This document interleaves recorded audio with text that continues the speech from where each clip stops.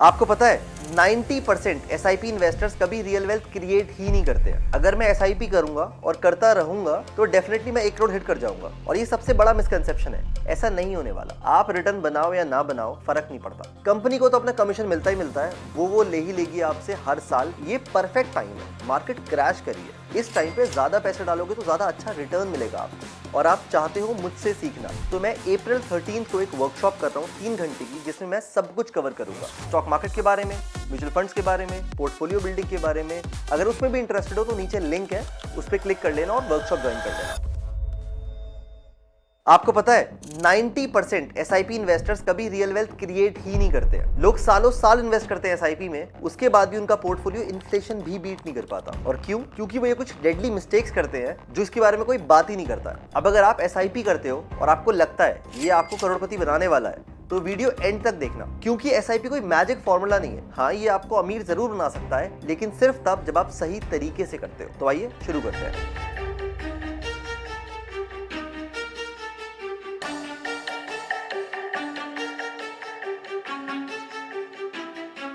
इस वीडियो को 3 पार्ट में तोड़ लेते हैं। सबसे पहले बात करते हैं सबसे बड़ा मिसकंसेप्शन क्या है एसआईपी को लेके। उसके बाद बात करते हैं इतने सारे इन्वेस्टर्स क्यों फेल होते हैं एसआईपी में। और फाइनली पार्ट 3 है हमारा, कैसे एक्चुअली वेल्थ क्रिएट करनी है यूजिंग एसआईपी। तो आइए शुरू करते हैं। तो सबसे पहले बात करते हैं सबसे बड़ा मिसकंसेप्शन क्या है एसआईपी को लेके। जो ये है कि लोगों को लगता है एसआईपी का मतलब है गारंटीड वेल्थ। अगर मैं एसआईपी करूंगा और करता रहूंगा तो डेफिनेटली मैं 1 करोड़ हिट कर जाऊंगा। और ये सबसे बड़ा मिसकंसेप्शन है, ऐसा नहीं होने वाला। सारे फंड एक से नहीं होते हैं। बहुत खराब फंड भी एग्जिस्ट करते हैं मार्केट में, जिसमें आप इन्वेस्ट करोगे, सालों साल करोगे, उसके बाद भी लॉन्ग टर्म में आपकी वेल्थ क्रिएट नहीं होने वाली। आप इन्फ्लेशन को भी बीट नहीं कर पाओगे। अगर सिंपल एग्जांपल की बात करूं, आपने कोई ऐसा फंड पिक कर लिया जिसका रिटर्न कम है, एक्सपेंस रेशो ज्यादा है, 15 साल तक इन्वेस्ट करोगे, उसके बाद देखोगे एफडी को भी आप बीट नहीं कर पाओगे। वर्सेस अगर आप ऐसा फंड पिक करते हो जिसका एक्सपेंस रेशो कम है, रिटर्न ज्यादा है, कंसिस्टेंट है, तो शायद लॉन्ग टर्म में बहुत वेल्थ क्रिएट कर सकते हो। अब आप सोच रहे होगे ये खराब फंड एग्जिस्ट ही क्यों करते हैं? बिकॉज यार एसेट मैनेजमेंट कंपनी एएमसी जो होती है उसको अपना कमीशन जरूर मिलता है। आप रिटर्न बनाओ या ना बनाओ, फंड की परफॉर्मेंस 5% हो के 50% हो, फर्क नहीं पड़ता। कंपनी को तो अपना कमीशन मिलता ही मिलता है, वो ले ही लेगी आपसे हर साल, जिसको बोलते हैं एक्सपेंस रेशो। इसीलिए एज इन्वेस्टर्स हमारी रिस्पॉन्सिबिलिटी है ये ढूंढना कि परफेक्ट म्यूचुअल फंड कौन सा है जहां पे इन्वेस्ट करें, क्योंकि हम लॉन्ग टर्म के लिए इन्वेस्ट करने वाले हैं। ये साल 2 साल के लिए इन्वेस्ट आप नहीं कर रहे हो, आप लॉन्ग टर्म के लिए इन्वेस्ट कर रहे हो। तो बहुत इंपॉर्टेंट है राइट फंड सिलेक्शन और राइट पोर्टफोलियो।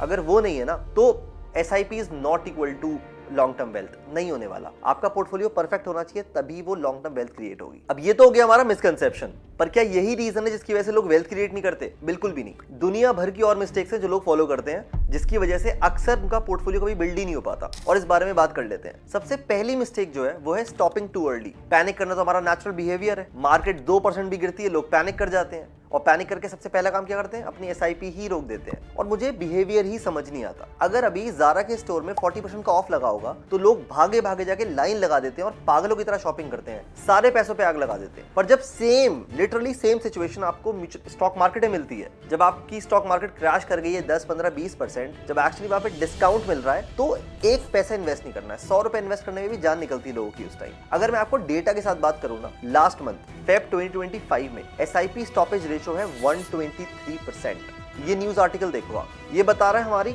इंडिया की हालत, लोगों की हालत। मार्केट मुश्किल से 15-16% क्रैश करी है, लोगों ने अपनी एसआईपी ही बंद कर दी है। ये परफेक्ट टाइम है, मार्केट क्रैश करी है। इस टाइम पे ज्यादा पैसे डालोगे तो ज्यादा अच्छा रिटर्न मिलेगा आपको। जब आप किसी क्रैश के टाइम पे पैसे इन्वेस्ट करते हो ना, और लमसम में करते हो, तो लॉन्ग टर्म में वो आपको 15, 20, 25% का रिटर्न देता है कैगर। लेकिन नहीं, जब मार्केट क्रैश करती है तो लोग अपनी एसआईपी रोक देते हैं, और जब मार्केट वापस से रिकवर कर जाएगी, 25-26,000 निफ्टी पहुंच जाएगा, तो फिर से एसआईपी शुरू करेंगे। अगर ये करोगे तो आपका रिटर्न कहां से आएगा? आपको इनफैक्ट तब ज्यादा इन्वेस्ट करना होता है जब मार्केट क्रैश करती है, और जब मार्केट पीक पे होती है तो कम इन्वेस्ट करना होता है। ये नॉर्मल सा बिहेवियर है जो आपको समझना पड़ेगा, अदरवाइज आप कभी लॉन्ग टर्म वेल्थ नहीं क्रिएट कर पाओगे। अब दूसरी मिस्टेक यहाँ पे है रॉन्ग फंड सिलेक्शन। मैं पिछले 6 महीने से अप्रॉक्सीमेटली 100-150 पोर्टफोलियो रिव्यू कर दिए मैंने अपने व्यूअर्स के, और अगर मैं उनसे खुद पूछूं कि आपने ये फंड क्यों लिया, किसी को नहीं पता है। उनके पोर्टफोलियो में 15-20 म्यूचुअल फंड है, पर ये नहीं पता हमने ये फंड क्यों लिया है। किसी एडवाइस पे ले लिया है जी, कोई गुरुजी हैं जो बता रहे हैं कुछ कि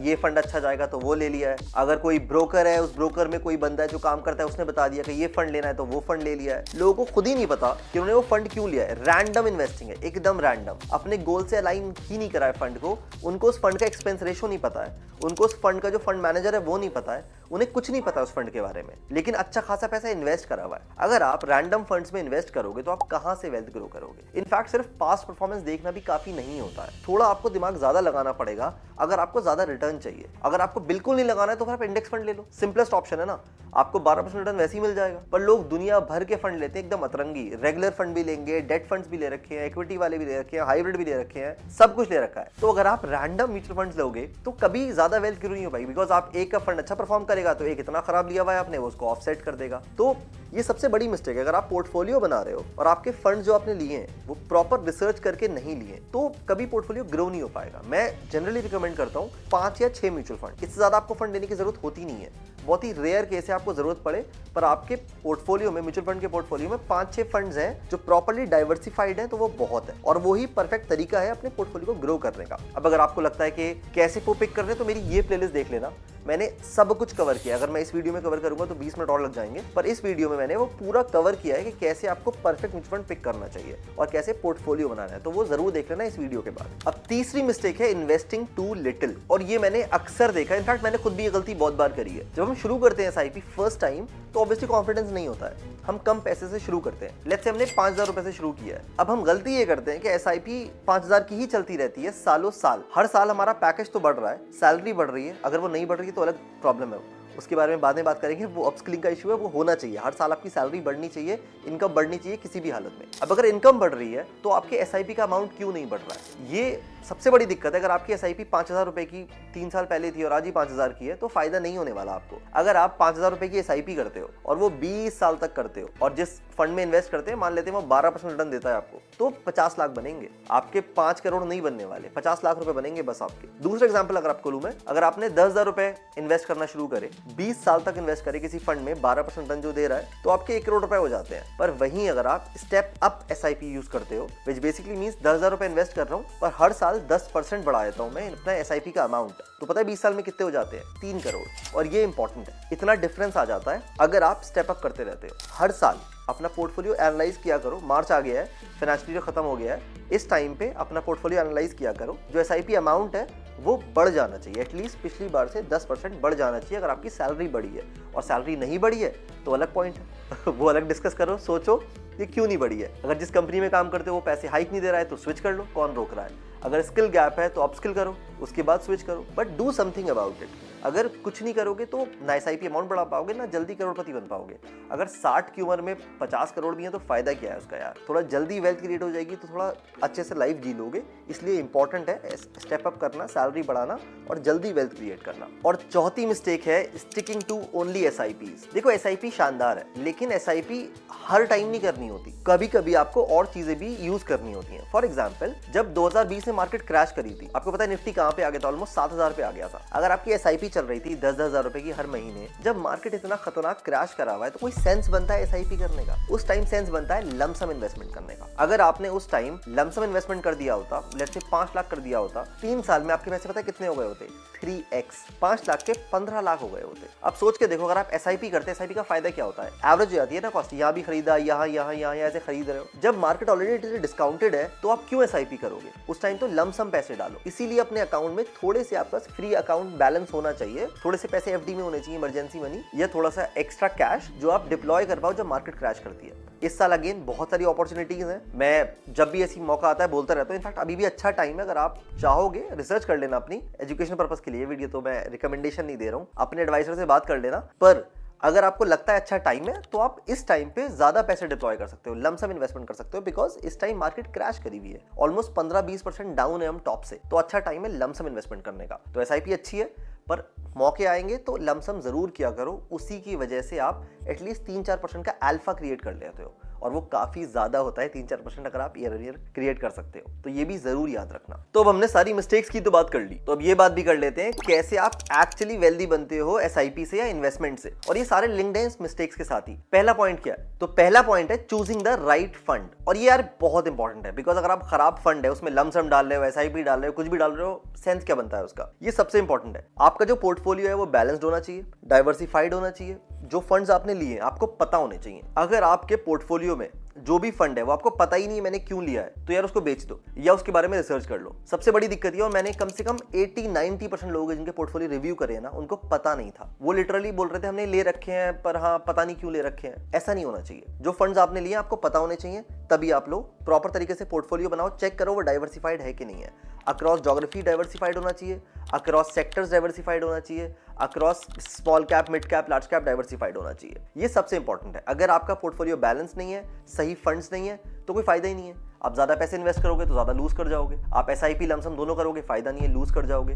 तो इसलिए सबसे पहला पार्ट हो जाता है पोर्टफोलियो बनाना। फिर से बोल रहा हूं, अगर नहीं आता ये वीडियो जरूर देख लेना, इसमें मैंने डिटेल में पूरा पोर्टफोलियो कैसे बनाते हैं सिखाया है, और कैसे फंड्स को पिक करना है सिखाया है, जरूर देख लेना। अब दूसरा पॉइंट है step up your SIP every year. ये रूल ऑफ थंब मान लो, हर साल जैसे ही सैलरी बढ़ती है, अप्रेजल होता होगा आपका, बिजनेस करते हो तो कुछ और, जो भी रीजन है, जो भी आपको डेट पिक करनी है पिक कर लो। दिसंबर लास्ट वीक पिक कर लो, मार्च का लास्ट वीक पिक कर लो, कुछ भी कर लो। ये वो टाइम होना चाहिए, फोन में रिमाइंडर लगा लो जब आपके एसआईपी स्टेप अप होनी चाहिए। अगर पिछले साल पर मंथ आपकी 20,000 रुपए की एसआईपी कटती थी, तो इस साल से वो 10% बढ़ जानी चाहिए, 20 का 22 हो जाना चाहिए। और ये बहुत छोटा सा बोल रहा हूँ मैं, 20 का 22 तो कर ही सकते हो यार। अगर 50 थी तो 55 करो, 1 लाख थी तो 1,10,000 करो, और हर साल करो। अगर स्टेप अप नहीं करोगे तो लॉन्गर टर्म में आपकी वेल्थ बहुत लेट क्रिएट होती है, बहुत लेट। स्टेप अप करते रहोगे तो जल्दी क्रिएट हो जाएगी। रिमाइंडर लगा लो, बता रहा हूँ, हमेशा भूल जाते हैं लोग। मैं खुद भूल गया था, शुरू के 3-4 साल जिंदगी में मैंने खुद ही नहीं किया। जो एसआईपी चल रही थी वो चलती रह गई। तो इंपॉर्टेंट है हर साल एसआईपी को स्टेप अप करना। तीसरा पॉइंट जो बहुत इंपॉर्टेंट है, अगर आपके पास सही फंड है और आप स्टेप अप भी करते हो, एडवांटेज लो मार्केट क्रैशेस का। हर 2-3 साल में मार्केट अच्छी खासी क्रैश करती है, ये बहुत नॉर्मल है, नॉर्मल बिहेवियर है मार्केट का। इनफैक्ट अगर आप निफ्टी का चार्ट देखोगे, हर 1-2 साल में आपको दिखेगा 15-20% वो गिरी जाती है। ये वो टाइम है जब आपको इन्वेस्ट करना है। हर साल जब भी मार्केट गिरती है, एकदम हाहाकार मच जाता है पूरे न्यूज चैनल्स में, ये बच जाता है कि अब तो निफ्टी 0 ही हो जाएगा। कभी नहीं हुआ आज तक, पिछले 30 साल से तो फिलहाल नहीं हुआ है, और होना भी नहीं। अगले एटलीस्ट 20 साल इंडिया में तो नहीं होने वाला ये। तो प्लीज जब मार्केट 15% गिरती है ना, तो ऐसे बिहेव मत किया करो जैसे मार्केट अब 0 होने वाली है। ये अपॉर्चुनिटी है जिस टाइम पे आपको अच्छे फंड्स लेने हैं। स्टॉक्स मत लेना, स्टॉक 0 हो सकते हैं, मुझे नहीं पता आप किस रिसर्च के बेसिस पे लेते हो, तो वो 0 हो सकते हैं, वो मत लेना। फंड लोगे, फंड बहुत बेटर होते हैं, डाइवर्सिफाइड होते हैं, बैलेंस्ड होते हैं, 0 नहीं होने वाले, और मार्केट भी 0 नहीं होने वाला। तो अगर अच्छे फंड्स ले रखे हैं, स्टेप अप भी करते हो, तो जब मार्केट क्रैश करती है तो लमसम पैसे डिप्लॉय किया करो, हमेशा किया करो। इसलिए थोड़ा सा फ्री कैश हमेशा रखा करो, जिसको आप डिप्लॉय कर पाते हो जब मार्केट क्रैश करती है। और यही वो पैसे हैं जो आपका अल्फा क्रिएट कर देंगे। नॉर्मल किसी इंसान को जो सिर्फ एसआईपी करता है, उसको रिटर्न मान लो 14% का है, तो आपको 18% का होगा, बिकॉज आपने सही टाइम पे ज्यादा पैसे डिप्लॉय करे हैं। और फाइनली सबसे important 4th point, stay invested long term. अब देखो, अगर आप एसआईपी में इन्वेस्ट कर रहे हो या म्यूचुअल फंड्स में इन्वेस्ट कर रहे हो, मैं मान के चल रहा हूँ कि आपका लॉन्ग टर्म होराइजन है, साल भर के लिए, 2 साल के लिए कर रहे हो, तो मत करना, प्लीज मत करना। मार्केट की साइकिल थोड़ी लॉन्ग भी होती है, एट टाइम्स क्रैश आता है तो 1-2 साल तक करेक्शन होता रहता है, क्रैश चलता रहता है। अगर 1-2 साल का होराइजन है तो करो ही मत म्यूचुअल फंड्स में, कुछ और कर लो, मुझे नहीं पता, अब एफडी में रख लो पैसे या बिजनेस कर लो। अगर लॉन्ग टर्म होराइजन है तभी करना आप म्यूचुअल फंड्स में इन्वेस्ट, और पैसे को लॉन्ग टर्म इन्वेस्टेड रहने देना। प्लीज ये गलती मत करना जो लोग कर रहे हैं, जो मैं बता रहा हूँ ना। एसआईपी स्टॉपेज रेशियो 123% है लास्ट मंथ का। ये न्यूज पढ़ के मेरा मूड ही खराब हो गया कि लोग इस टाइम पे अपनी एसआईपी रोक रहे हैं। मत रोको अपनी एसआईपी, इनफैक्ट इस टाइम पे ज्यादा पैसे इन्वेस्ट करो और लॉन्ग टर्म तक इन्वेस्टेड रखो। एक बार लॉन्ग टर्म तक इन्वेस्टेड रहेंगे, उसके बाद जब आपको फाइनली लगता है मुझे अब लाइफ में रिलैक्स करना है और मुझे और काम नहीं करना है, तो एक कॉन्सेप्ट होता है SWP, सिस्टमैटिक विड्रॉल प्लान। अगर इसके बारे में नहीं पता, ये वीडियो देख लेना, मैंने डिटेल में समझाया है कैसे आप एसआईपी लमसम SWP को यूज कर सकते हो, पहले वेल्थ क्रिएट करने के लिए, बाद में उसी पैसे से जिंदा रहने के लिए, मतलब अच्छी लाइफ एंजॉय करने के लिए। तो वो भी जरूर देख लेना। तो कंक्लूजन क्या है? कंक्लूजन सिंपल है, एसआईपी आपको अमीर तो बना सकती है, लेकिन सिर्फ तब जब आप स्मार्टली उसको करते हो। अब देखो, आपको 3 चीजें फॉलो करनी है। सही फंड होना चाहिए, सही टाइम के लिए पैसे इन्वेस्टेड होने चाहिए, और सही अमाउंट होना चाहिए। अगर आप ये 3 चीजें सही करते हो तो आप डेफिनेटली लॉन्ग टर्म में अच्छी खासी वेल्थ क्रिएट करोगे। डिफरेंस क्या होता है जो लोग लूज करते हैं, जो लोग क्रिएट करते हैं वेल्थ? स्ट्रैटेजी का, वो सबसे इंपॉर्टेंट है। अब अगर आपको ये वीडियो अच्छी लगी और आप चाहते हो मुझसे सीखना, तो मैं अप्रैल 13 को एक वर्कशॉप कर रहा हूँ 3 घंटे की, जिसमें मैं सब कुछ कवर करूंगा। स्टॉक मार्केट के बारे में, म्यूचुअल फंड्स के बारे में, पोर्टफोलियो बिल्डिंग के बारे में, मैक्रो इकोनॉमिक्स के बारे में, और आप Q&A है, आप जितने सवाल है मुझसे सारे पूछ सकते हो। अगर उसमें भी इंटरेस्टेड हो तो नीचे लिंक है, उस पर क्लिक कर लेना और वर्कशॉप ज्वाइन कर लेना। Until then keep investing, bye bye.